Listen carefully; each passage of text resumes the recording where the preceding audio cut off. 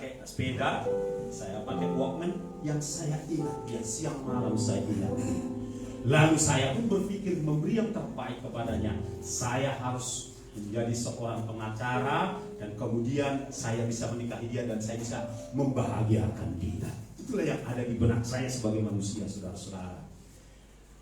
Ceritanya saya cut sampai di situ. Kita kembali kepada tema, jika kita mengasihi seseorang, tentu kita akan rela mengorbankan segala-galanya, memberi yang terbaik, Bapak Ibu Saudara, dan kreatif untuk menunjukkan cinta kita kepada orang tersebut. Siapa di sini yang cinta kepada Yesus?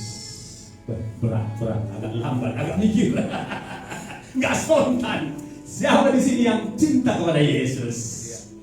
Haleluya. Kita akan sama-sama belajar, saya pun belajar bagaimana kita mencintai Tuhan kita. Mari kita buka dari Ulangan, ya, Ulangan 6 ayat yang ke-5. Ulangan 6 ayat yang ke-5. Baik, kita akan perkatakan sama-sama 1, 2, 3. Kasihilah Tuhan Allahmu dengan segenap hatimu dan dengan segenap jiwamu dan dengan segenap kekuatanmu. Ada 3 di sana yang dikatakan cara kita mengasihi Tuhan Allah kita dengan segenap hati, dengan segenap jiwa, dengan segenap kekuatan. Berarti mengasihi Tuhan itu totalitas dari diri kita untuk mengasihi Tuhan. Kan begitu, saudara-saudara. Nah, disinilah kita, Bapak Ibu Saudara, akan menunjukkan bagaimana kita mengasihi Tuhan dengan segenap hati, bukan setengah hati. Kan gitu, saudaraku. Segenap, katakan segenap. Jadi tidak ada sisa. Itu artinya segenap. Lalu yang kedua dengan hati, berarti hati-hati ya, hati kita ini. Jadi isi hati kita ini hanya dipenuhi dengan segenap cinta kepada Tuhan. Tidak ada ruang buat yang lain. Yang lain itu hanya bonus, hanya sesuatu yang diimbuhkan. Tetapi yang utama, yang kekal, yaitu cinta kepada Tuhanlah yang mengisi segenap hati kita. Lalu yang kedua, kita melihat bagian diri kita yang kedua itu jiwa. Katakan jiwa.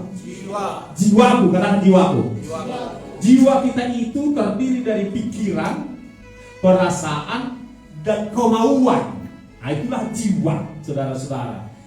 Untuk mengasihi Tuhan, segenap jiwa juga harus kepada Tuhan.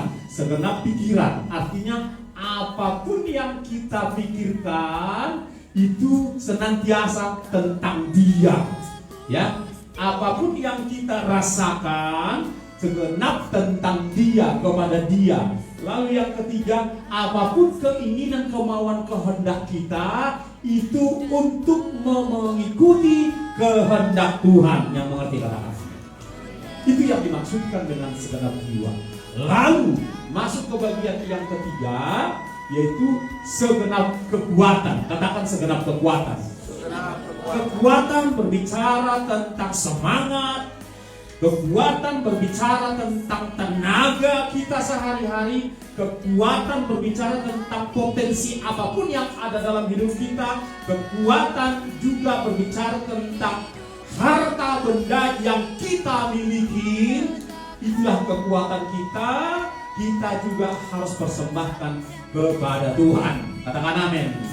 Bagaimana dengan yang lain? Yang lain Tuhan mengimbuhkan. Amin. Tuhan menambahkan. Tetapi bagian kita adalah mempersembahkan segenap hati, jiwa, dan kekuatan kita.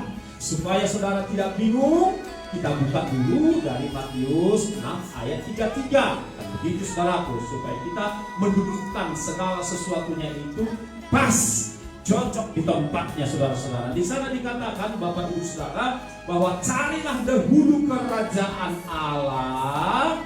Berarti kita utamakan dulu Allahnya yang ada di dalam kerajaan itu. Kita utamakan, kita nomor satukan dulu pribadi sang raja. Haleluya. Dan firman-Nya, nah itu dia. Itulah dia mengasihi Tuhan, menomorsatukan Dia, mengutamakan Dia, saudara-saudara. Mengasihi Tuhan juga kita akan praktekkan dalam kehidupan kita, saudara-saudara, di mana kita lebih takut kepada Tuhan dari kepada manusia. Yang setuju katakan amin. Kita lebih takut untuk taat kepada firman Tuhan daripada kepada perintah manusia. Apabila perintah manusia, apabila perintah dunia sudah melanggar firman Tuhan, kita harus berani menolaknya dengan cara atau hikmat apapun juga. Katakan amin. Karena tidak semua dari dunia ini match, cocok dengan firman Tuhan. Tidak semua dari dunia ini cocok dengan maunya Tuhan. Terkadang ada pemerintahan di luar sana yang tidak memuliakan Tuhan.